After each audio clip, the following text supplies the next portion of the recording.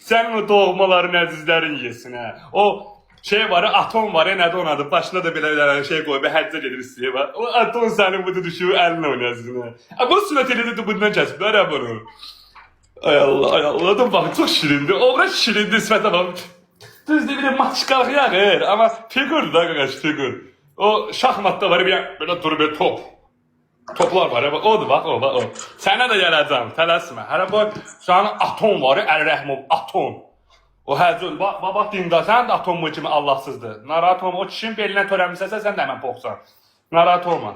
Deyir, o köküs də bitər. Qoy bu atomun əlinə verin, burada yola salın, sonra sənin gətirəcəm, oğul bala. Tələsmə, çox adamlar burada adı çəkiləcək. O İbrahim Dream'dir, Dram'dır, nədir? Ekran kayıtları ilə paylaşırlar bunları. Bunları paylaşanlar hamısı öz adamlarıdır. Bir insanın ki, telefonunda 50 min dənə blok var. Onların ətrafında bir dənə özü hörmət edən oğlan Hacıdır, nədir onun adı? Vahiddir, oğlandır. O da ki, yetim, inan ki, mən bilirəm nəyə görədir onun yanında. Onu mən demirəm burada, yəni özünə demişəm həqiqətən də.